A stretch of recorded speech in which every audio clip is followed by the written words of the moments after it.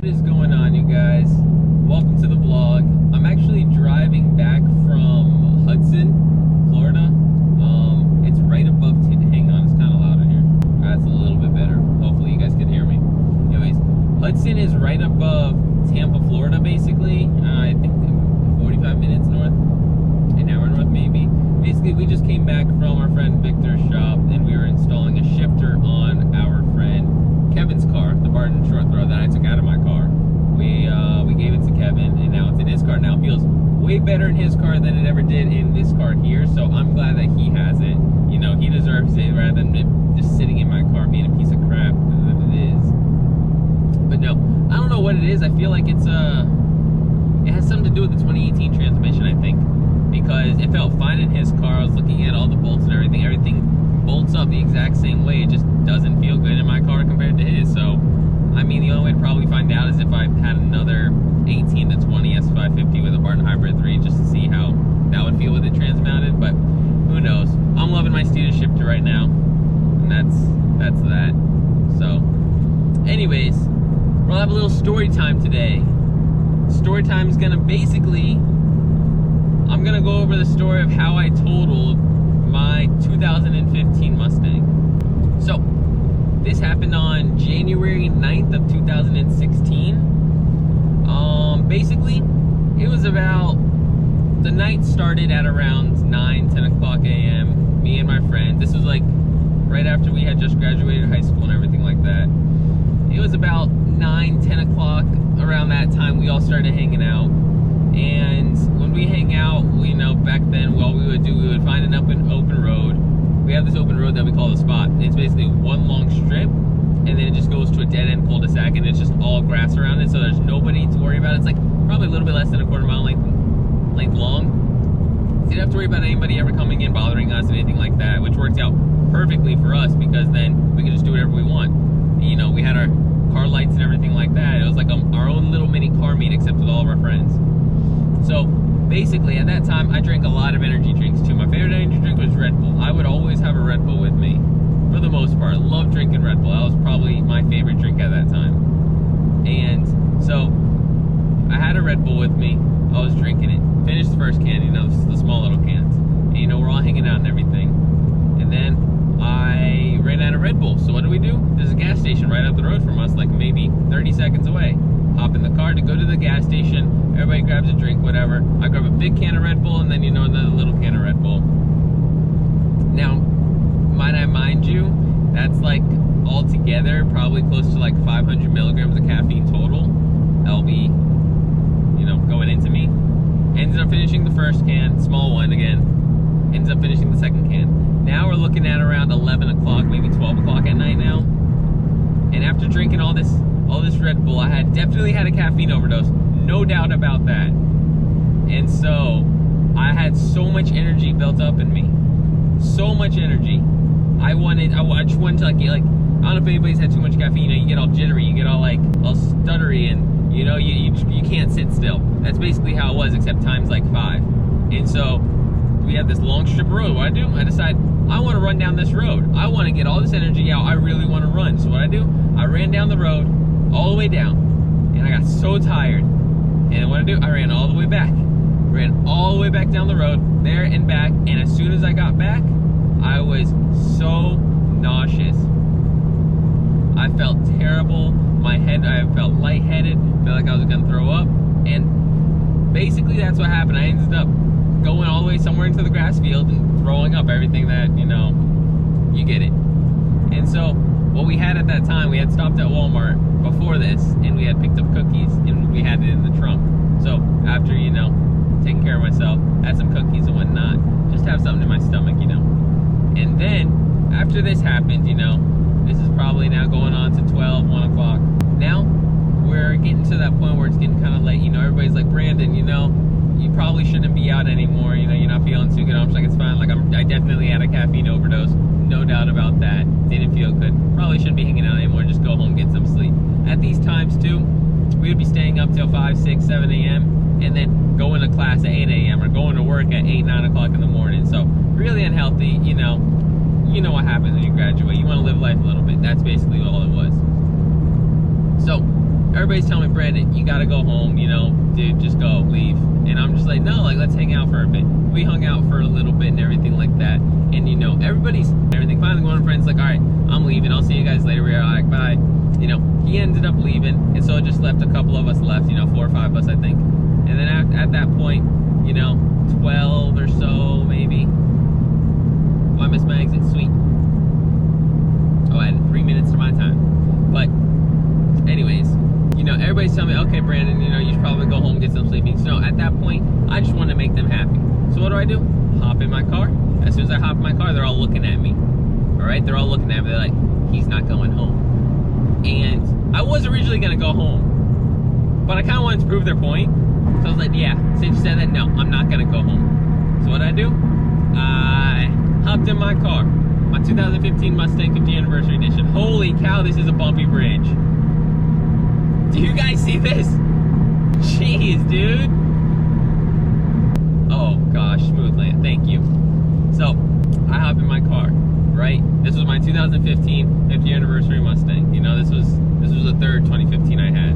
First one I had, I got an automatic. Couldn't stand having an automatic car. Had it for maybe 6 weeks, I think. I traded it in for manual. And had that manual for about another month and a half. Dealership called me back because they said that they could swap me out into another 50th Anniversary Mustang. But except I'd have 0% because Ford was offering a special, I guess. And I was like, sweet, like, let's do it. So this is now third 2015 Mustang. I'm in. And it was just a normal premium. It was a manual 50th Anniversary Package Edition, whatever you want to call it. And so, you know, nothing special, no upgraded audio or anything like that. Just the standard screen for 2015, the Sync 2 system. And, you know, leather seats, basically. So, nothing was really special about this car. I did have an exhaust. No, I didn't have an exhaust on it. Oh, no, I did. I had an exhaust on it, and I had an intake on it. I think that was all the mods that I had done to it with the tune, of course, because I had a JLT intake on it. Other than that, nothing else was really done to it. Had some wheels on it, no big deal. So, hop in my car, and as soon as I hop in my car, turn it on, and I just hit it going down this quarter-mile road. And this, get to the end of the road, you know, flying down around the turn, and then I hit the main road. Hit the main road, just go shooting off to the highway. And as I look in my rearview mirror, what do I see? I see all my friends come flying around the corner, coming after me. And I'm like, they're following me. And I'm just like, why are they following me? Like, I'm just trying to go for a little cruise. And their reasoning was they didn't trust me. And I'm just like, okay, I think I can understand that, you know. Had a caffeine overdose, didn't feel well, you know, threw up a little bit, okay. But let me do my thing, man, alright? I just wanted to go for a little cruise, you know. Got this out of my system and everything. Well, so I thought. So, hit the highway, right? Now, I hit the highway, remind you, I have like 230 seconds of tread left on my tires. And I have, it's also wet. It was slightly drizzling and it had rain prior to, so the roads are wet. Don't forget about that either. And I'm flying down the highway.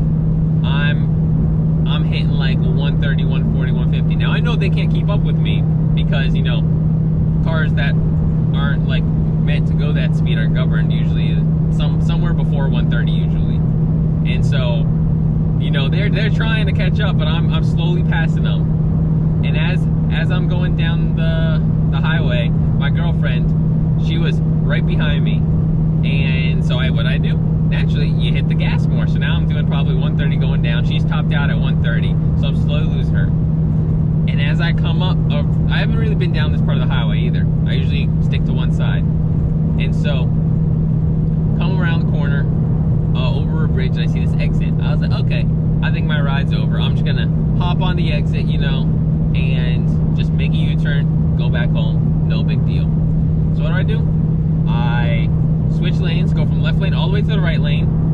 I ended up cutting off a semi. I didn't mean to do that. And it was also wet too, so I felt really bad. And as soon as I come over the hill after the bridge, I go to take the exit. Now in my head, I'm thinking, you know, a normal exit, you know, kind of veers off straight, kind of curves off to the right. Boy, was I wrong. I definitely should have slowed down a lot. Now, I'm coming over the bridge doing about 90 miles an hour. Probably, no, I was doing about 100 miles an hour coming over the bridge. And I see this exit. And this exit wasn't no straight ledge that just veers off to the side. No. This exit, where am I going? 44, okay, I'm still on the right road, good. This exit completely makes a basically 180-degree U-turn, just wraps right around. And so as soon as I come over the hill, I see this exit, and in my head I'm like, there's no way I'm about to clear this turn. But you know, might as well try anyways. I go from 6th gear into 4th gear. Hang on, I can't miss my exit this time. I almost missed my exit too. Haha. Anyways, I go from 6th gear to 4th gear. Definitely didn't slow down enough. And so what do? I slowly, you know, it's wet outside. You're not supposed to hit the brakes when it's wet outside, but I didn't have a choice. So I slowly touched the brakes. As soon as my foot touched that brake pedal, that whole entire vehicle just went into a slide. All 4 tires lost it. And so exit ramp is going like this, and my car just it started to curve a little bit, but then it just slid right off the exit ramp. And so it slid off into the exit ramp, and then what happened after that was I went into some bushes. And it's moments like these where you don't realize how fast your brain can comprehend everything that's going. Like I'm having a full, like as this was happening, I'm having a full-on conversation in my head about what's going on right now. I was like, okay, I'm going through the bushes, it's gonna slow me down, I'll be fine. No, I was wrong, because those bushes felt like I was going through forever. In reality, the bushes were maybe like 10 feet worth of bushes right off the exit ramp. But being in the car in that moment, it felt like forever. And as soon as I come out the bushes, the only thing I saw was a tree. And yes, if you couldn't guess by now, I just pulled a Mustang into a tree. Seriously, I have to make a U-turn, go back the other way of the highway because I missed my exit. Yeah? Okay, sorry.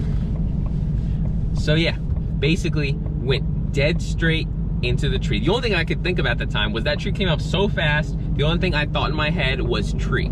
Literally, oh crap, a tree. And then boom, right into that tree, doing 90, 100 miles an hour, whatever it was at that time. Didn't think I slowed down enough for it to matter anyways, but still. I'll go ahead and put some pictures up on the screen. I hit this tree so hard that my airbags went off of course, you know, that doesn't mean anything. I hit the airbags came off in the front. And in my head, I'm sitting in the car, all I see is smoke and everything. In my head, I'm thinking, oh, the car's about to catch on fire. Holy crap, let me get out of here. But at the same time, I'm also thinking like, oh, look, it's just like the hood's bent. I'll be fine. I'll just, you know, take out the bend out the hood. I'll buy a new hood or something. I didn't realize how much damage was actually done based on what I was seeing. And so I see all this smoke and I'm just like, wait, what if the car's on fire? I gotta get out of here. Florida's Turnpike to Orlando. Hold please. Can't miss my exit again. There we go, Florida Turnpike. Alright, so in my head, I'm thinking, oh, where was I? Oh yeah. So I see all this smoke and everything. I'm like, oh crap, the car's gonna catch on fire. So what do? I'm trying to get out these trying to get out the car now. And I couldn't get out the car. And let me tell you why. I was still on top of the bushes. So it went from bushes and then the tree was at the end of the bushes. And these were like shrubs, basically people have like at the front of their houses. I have shrubs that my car is sitting on top of, which is basically, you know how strong, like how stiff those branches are. It's keep my door shut. So I'm over here inside trying to pull the handle and kick on the door at the same time. And so finally, the door goes flying open. I hop out and I can't tell you what happens after that.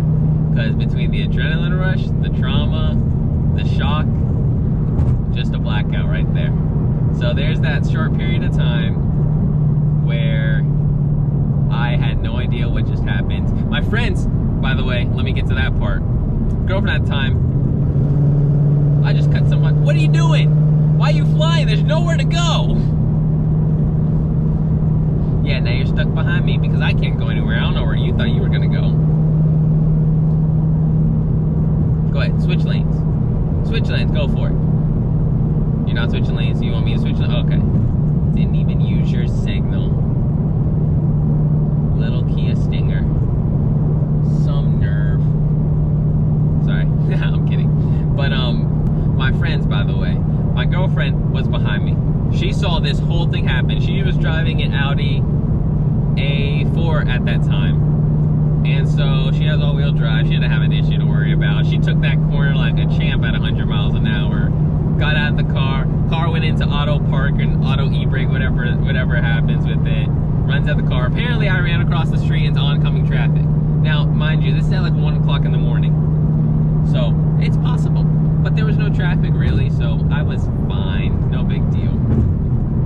After this happened, now, I do remember this. This was maybe like 30, I feel like 30 seconds I'm missing. Oh, by the way, you know how when you get in an accident, your car is supposed to, like, for Fords at least, your car calls 911. My car started to call 911 when I hit the tree. And it, like, showed up everything, dialing emergency, 911, whatever it said, I forgot. The screen started glitching and going back. And then I realized, oh wait, I haven't gotten to that part yet. Then I realized, actually, that my whole system got shut down because the battery wires, that go from the battery, ended up getting cut in half because I hit the tree so hard the engine pushed back into the firewall, which I guess based on where the wires are, something cut it in half, something snapped it, so it didn't even matter anyways. But after this, after I'm, you know, out of traffic and everything, we're sitting there waiting on cops to come. First I'm like, don't call the cops, it'll be fine, let me just call a tow truck. We have bikers come around, you know, they're not sober, they're asking us, hey, you guys got drugs or drinks or anything, we'll take it off your hands, like, so you guys don't get in trouble. I'm like, dude, what? And they're like, yeah, if you have anything, like, we'll take it from you, man. I'm like, dude, like, no, go. So finally the cops show up and they're like, well, we don't have any jurisdiction over here because you're still on the highway. This is highway patrol that needs to take care of this. So the cops waited there as the ambulance came. The ambulance was like trying to get me in there. They're like, you sure you don't need to be checked up? I'm like, I'm fine. Now, I had so much adrenaline, I didn't even know if I was fine or not. Turns out it was all right. And so I'll put a picture on the screen of what was wrong with me, but like what damage I took. All I had was a little scratch on my neck from the seatbelt. So thankful for that. And so we're waiting on the highway patrol to come by, and those bikers that came, they came flying around the corner again, basically to come see the accident, police and everything. Now the cops ended up pulling them over, and one of the cops ended up writing them a DUI, so basically driving under the influence. I don't know if he was drunk or what, but he got arrested, tossed in the cop car, and then they had to call a tow truck to come get his bike. Like, they weren't allowing his friends to ride his bike either. I was like, damn, that sucks. Like, all because you want to be nosy or whatever, just to see, get some more drugs or drinks, whatever we were trying to do. And so anyways, waited on highway patrol to come. Highway patrol shows up. Now, in between this time, I had called my parents. My dad ended up showing up to the scene, and he was waiting there. He wasn't mad, thankfully. I called my mom first. She was mad. She told my dad to come get me, and my mom was very mad. And so my dad was calm. He was like, I'm just glad you're all right. And I was like, thank God for not being mad. And so he showed up, and he started immediately, he went over to the highway patrol officer, started talking to him. Now, they were talking for maybe 30, 40, 45 minutes maybe, and I had no idea what was going on. The tow truck hadn't showed up, we were all just sitting there waiting.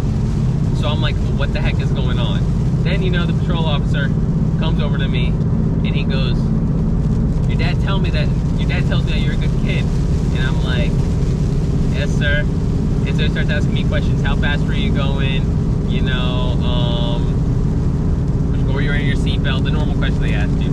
I couldn't tell him I came around the corner doing 100. I told him, I don't know how fast I was going, because technically I didn't. I was somewhere between 90 and 100, I'm sure.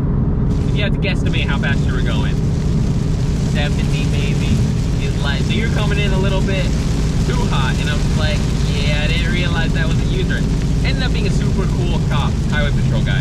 And so he's like, all right, you're fine then. Like, starts doing his thing again. Dad's still talking to him for like another 45 minutes. It's now about 4 in the morning, and I felt so bad because me and my dad had to wake up at 7 a.m. to go paint somebody's house. It is pouring right now. Hang on. All right, we made it out of the storm. We're good now. I think at least. It seems like it's gonna. All right, it's got a lot lighter now. By the way, it's illegal to drive without your headlights on if it's raining. Just saying. Look up the law in case you don't believe me. Also, it's illegal to drive with your hazards on in the rain. Just saying, don't believe me. Look it up. That's all I'm saying. Don't be driving around. Don't be that guy with your hazards on, driving in the rain, and then switching lanes too. Like, I know you're putting on your turn signal too. What? Okay. Anyways, back to the story. I felt bad already that my dad had to wake up at 7 o'clock to go paint his house now. He's only gonna end up getting 2 hours of sleep. Finally, tow truck showed